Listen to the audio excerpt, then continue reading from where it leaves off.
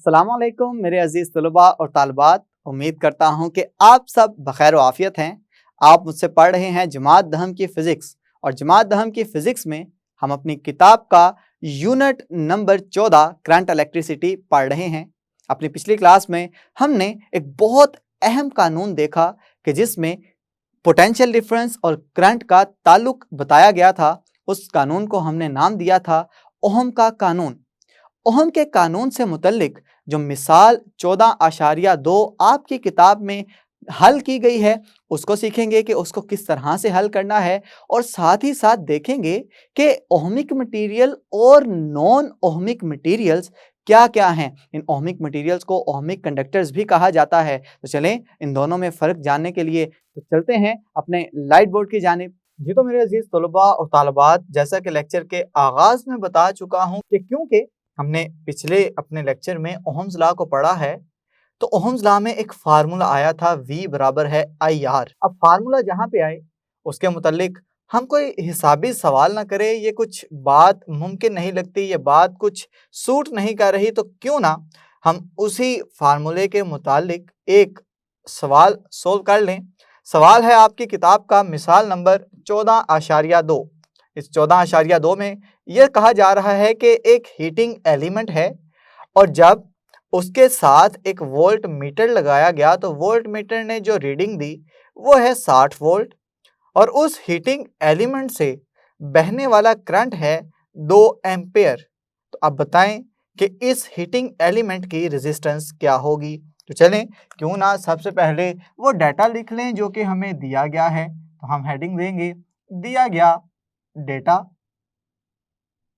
इस डेटा में हमें दो चीज़ें दी गई हैं, और उसमें सबसे पहली चीज़ है वोल्टेज, वो है जी 60 वोल्ट, और दूसरी चीज़ है करंट, और करंट है 2 एम्पेयर का।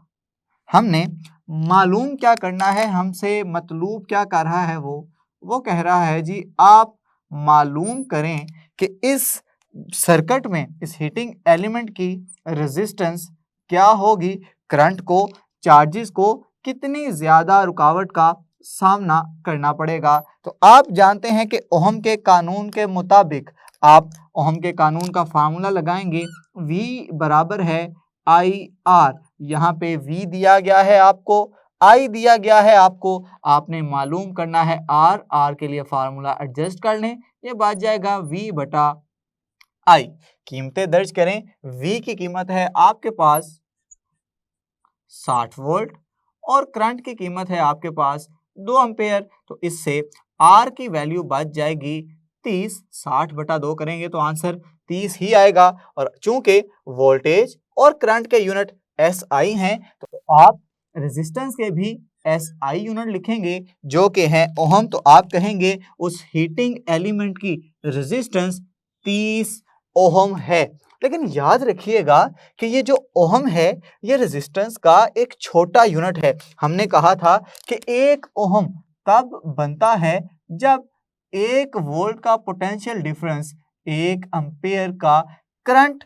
1 ओहम को मालूम करना थोड़ा सा मुश्किल काम होता है, तो मीटर्स के अंदर यानी कि तो अगर आप आसानी से पैमाइश करना चाहते हैं तो आपको ओहम की बड़ी कीमतें लेनी पड़ेंगी, जैसा कि 1 किलो ओहम आपको यूज करना पड़ेगा या 1 मेगा ओहम आपको यूज करना पड़ेगा। और आप जानते हैं कि 1 किलो ओहम में मौजूद होंगे 10 की ताकत 3 ओहम या 1000 ओहम, और साथ ही साथ 1 मेगा 10 की ताकत 6 ओहम के बराबर होगा, तो ये बराबर होगा 10 लाख ओहम के। तो इस तरह से आप ये कहेंगे कि ओहम रेजिस्टेंस का एक छोटा यूनिट है। ओहम को बयान करने के लिए अक्सर बड़े यूनिट्स का भी इस्तेमाल किया जाता है। तो इधर आप रेजिस्टेंस के जो हैं बड़े यूनिट्स भी आपने सीख लिए कि वो किलो ओहम्स भी हो सकते हैं, वो मेगा ओहम भी हो सकते हैं। तो उम्मीद करता हूं कि मिसाल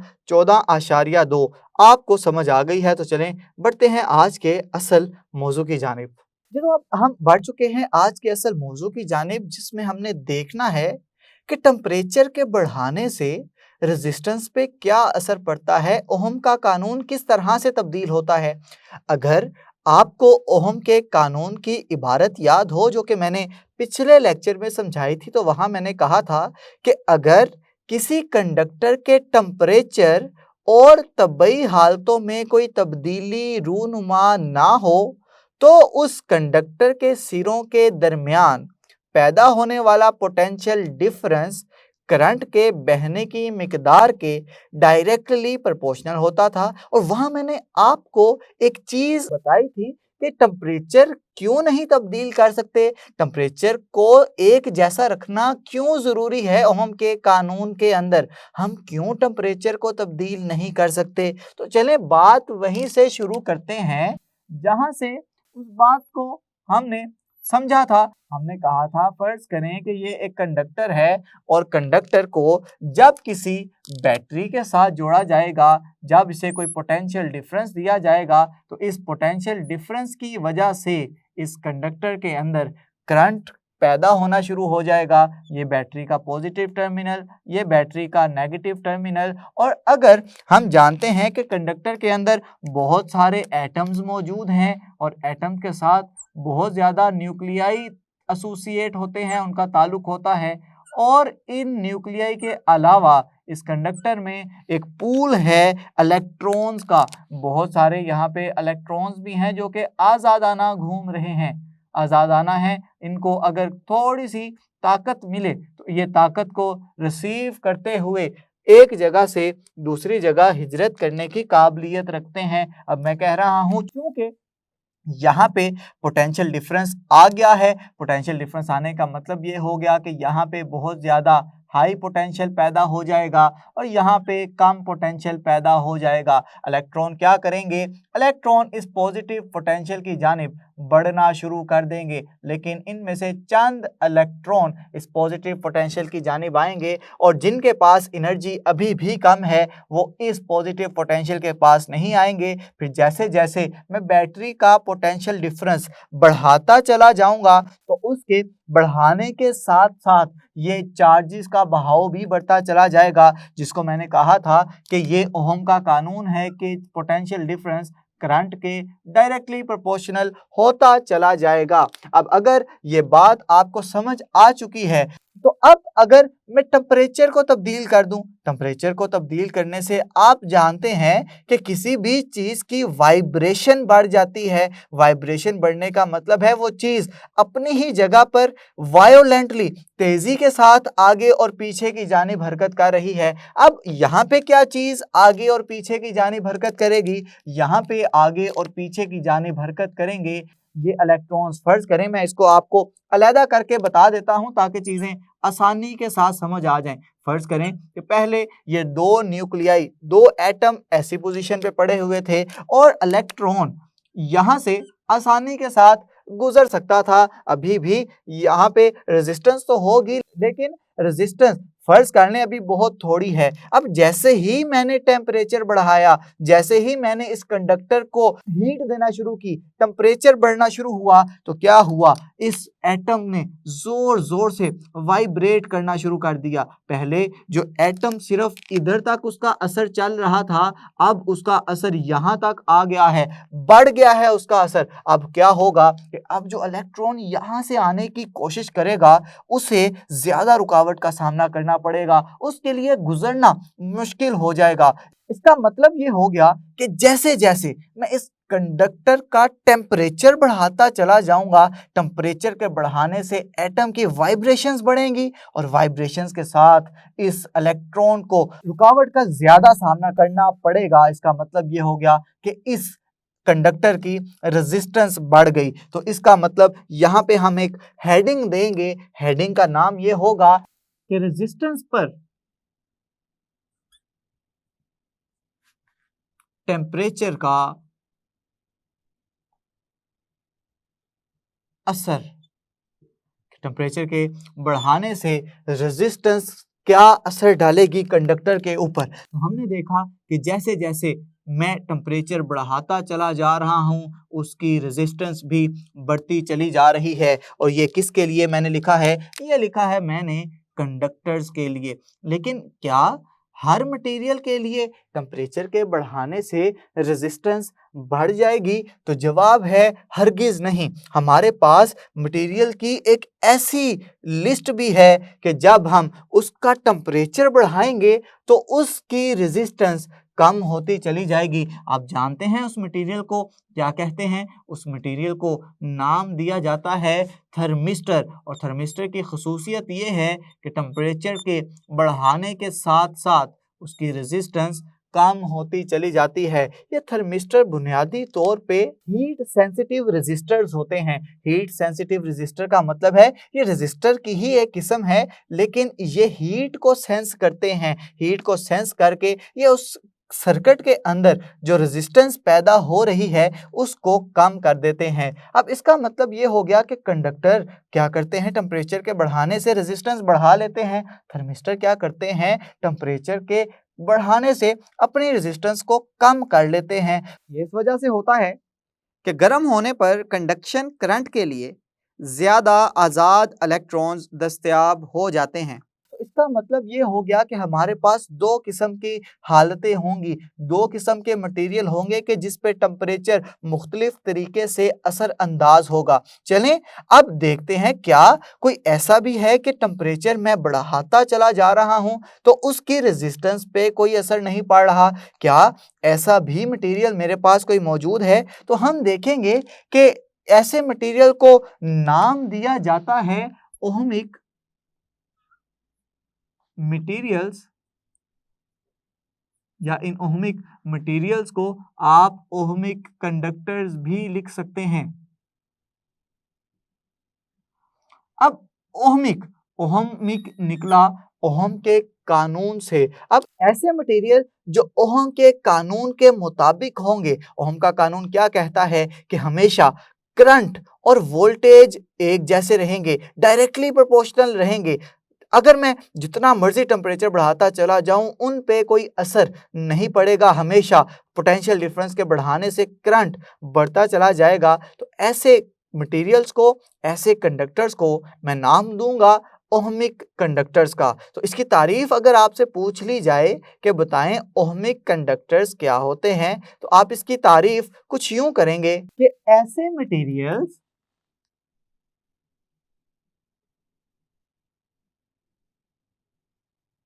जो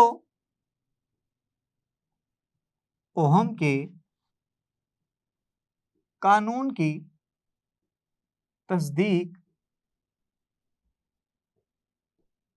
करते हैं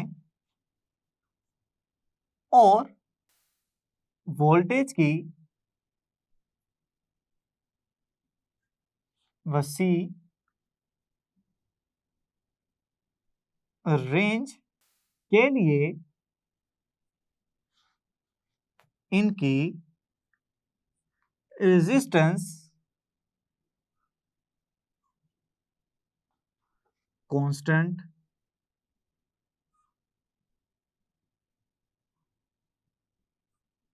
होती है।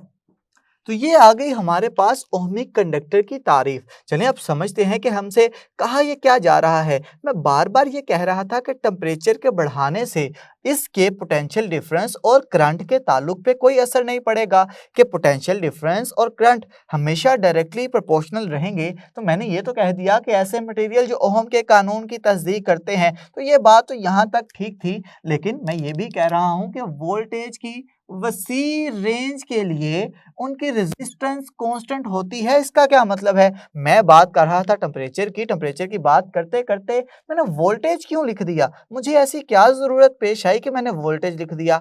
आपने ये चीज मुशाहिदा की होगी कि जब भी आप अपने लैपटॉप या मोबाइल के चार्जर को जब वोल्टेज देते हैं तो कुछ देर के बाद उसमें टेम्परेचर, उसकी हीट बढ़ना शुरू हो जाती है। तो इसका मतलब ये हो गया कि वोल्टेज टेम्परेचर पे डिपेंड कर रहा है। टेम्परेचर मिलेगा, टेम्परेचर की वजह से उसके अंदर वोल्टेज मिलेगा, वोल्टेज की वजह से उसके अंदर टेम्परेचर पैदा हो रहा है। तो इस वजह से कहा है वोल्टेज की वसी रेंज के लिए वोल्टेज अप्लाई होता चला जा रहा है, टेम्परेचर मिल रहा है, लेकिन फिर भी उसकी रेजिस्टेंस कांस्टेंट रहती है। तो ऐसे मटेरियल को मैं नाम दूंगा ओहमिक कंडक्टर्स का या ओहमिक मटेरियल का। तो चलें, अगर आपसे पूछ लिया जाए कि ओहमिक मटेरियल की कोई एक आधी मिसाल दे दें, तो आप कहेंगे कि तमाम की तमाम धातें, तमाम की तमाम मेटल्स जो हैं, ये सारे के सारे ओहमिक मटेरियल्स के अंदर आते हैं। और ओहमिक मटेरियल की एक खसूसियत है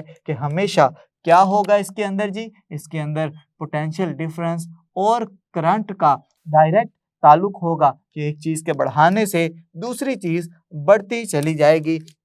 अगर ये बात है तो क्यों ना हम इसे ग्राफ की सूरत में ये बात समझा दें, क्योंकि ग्राफ भी चीज़ें समझाने का एक बेहतरीन ज़रिया है। तो ग्राफ बनाने के लिए मुझे क्या करना पड़ेगा, मुझे एक तरफ लेना पड़ेगा एक्स एक्सिस, एक तरफ लेना पड़ेगा वाई एक्सिस।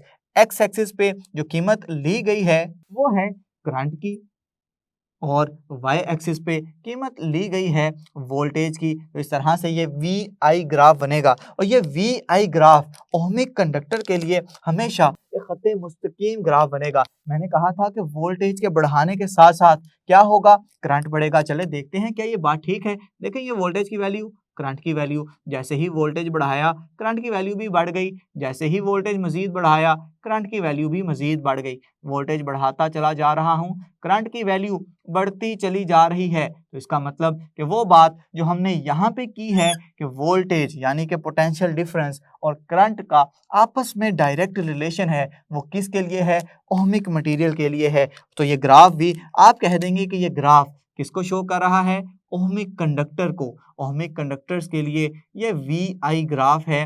तो आप कहेंगे कि ओहमिक कंडक्टर्स का वी आई ग्राफ बिल्कुल एक लीनियर ग्राफ है। लीनियर ग्राफ का मतलब है कि ये एक खत्ते मुस्तकीम बना रहा है। जिस जगह पे आप वैल्यूज़ लेते चले जाएंगे, आपको वैल्यूज़ दोनों की बढ़ती हुई नज़र आएंगी। तो इसका मतलब कि ओहमिक मटेरियल के बारे में जितनी बातें थी मैं आपको समझा चुका हूँ। तो अब बढ़ते हैं ऐसे मटेरियल्स की जानिब कि जिनकी रेजिस्टेंस तब्दील हो जाती है, किसके लिए, टेम्परेचर के साथ साथ। तो हम कहेंगे ऐसे मटेरियल को नाम दिया जाता है नॉन ओहमिक मटेरियल्स, या आप इसे नॉन ओहमिक कंडक्टर्स भी लिख सकते हैं। तो चलें, सबसे पहले हम नॉन ओहमिक कंडक्टर्स की तारीफ कर लेते हैं। इसकी तारीफ हम ऐसे करेंगे कि ऐसे मटेरियल्स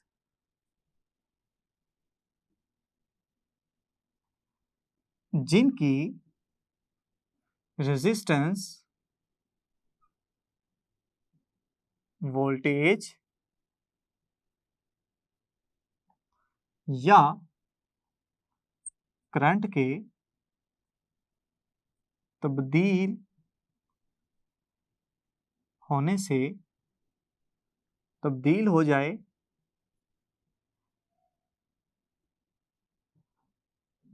नॉन ओहमिक कंडक्टर्स कहलाते हैं।